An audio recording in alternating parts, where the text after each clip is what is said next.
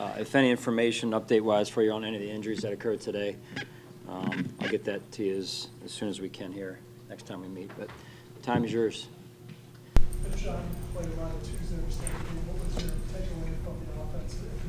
Yeah, I thought both quarterbacks were impressive. Short run-up practice time. I thought the coaches did a really good job of getting them functional, and I tip my cap to those guys. They went in and executed. Were able to run the offense, get us into somewhat of a rhythm, and multiple drives there. And KJ Hamler, Zach Davidson both came into some roles that we don't normally use them in because we were out of running backs basically at one point. So applaud those guys as well as the offensive staff for being adaptable in those situations, and really the whole team. I mean, these guys have really worked hard for since the spring, several months. The effort's been outstanding. The effort today, no different. I know the result wasn't what we all wanted, and what they wanted in particular, but they gave it their all, and I'm extremely proud of each and every one of them. And they're going to be successful, whether they play here, play somewhere else, do something else. I'm convinced of that. So feel good about that. What did you see, or what did you like from Ben on the two scoring drives, the field goal that he led, and then the touchdown to Evans? He just looks like he's in command.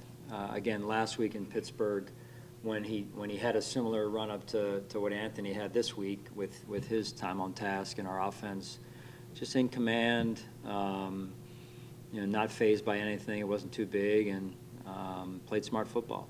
How much of what you saw today actually factors into ultimately decisions made come Tuesday? Well, it's a part of it, John, right? You don't just discount it just because it's the last preseason game and we automatically just quickly, when I get back over at the office, move on to the first game of the season. So you want to extrapolate out what we need to from this game, whether it's personnel, schematics, situational things that we can learn from this game as well. What did he make your Frankfurt Thursday? Thought he did some good things as well. It's unfortunate that he went down towards the end of the game there, but ran hard, and gave us some juice in there. How have you seen him kind of grow from the time he got here up through today? Yeah, probably just like most rookies, probably more and more comfortable as the training camp wore on, and then preseason 1 to 2, and then 2 to 3 as well, and just getting more and more comfortable in our run game and our system. What did you make of Daquan Hardy's decision-making on returns today? Vastly improved and needed.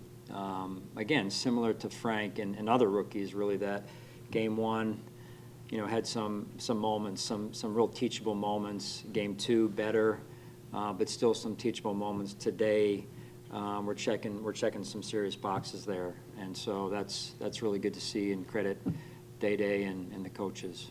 Sean, when you practice next week, either twice or once, what do you want to get out of that going into that later? Yeah, we will practice multiple days, and it's a transitionary week, at least at the start of it, with the roster decisions that need to be made, and then you have practice squad players that we'll be targeting that aren't able to be necessarily in the building for, I think it's that one day there, give or take, based off when you do cuts. And then, so you're also trying to wait for them to get back in order to have practice and have a full complement of numbers out there. So, but big picture wise, Ron, it'll be, us continuing to move forward and getting ourselves ready, making sure we're ready to go for game 1. How difficult are the next couple of days for you? Obviously, it's a business, as we hear all the time, but there's also, a personal side to it as well. Extremely difficult. Extremely difficult.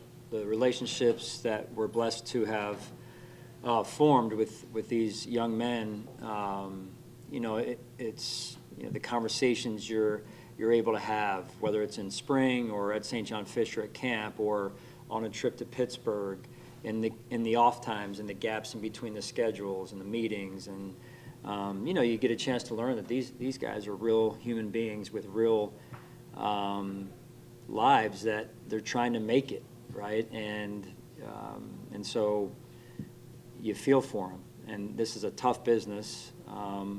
as I said a few minutes ago, and this is some of what I shared with him last night, is they're all going to be just fine, no matter what happens, and that's important to know.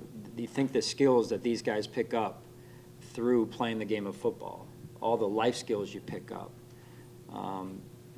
I wanted them to know that they're prepared either way. For whatever happens, they'll be prepared and they're going to be just fine. Sean, this is obviously a huge collaboration for the next couple of days with Brandon, but you personally, how do you approach it, balancing what a guy can do for you now versus maybe some of these younger players that are still developing and maybe projecting what they'll mean to you down the road, season or two? You always want to keep both in mind, and as you mentioned, sometimes for one side, and let's just say scouting, it's always, hey, let's keep the longer vision, and then coaches, let's keep the shorter vision. And so at the end of the day, what's best for the team, I know Brandon and I believe this, is fitting it together, right? And making decisions that are best, both short-term and long-term, for the good of the club overall.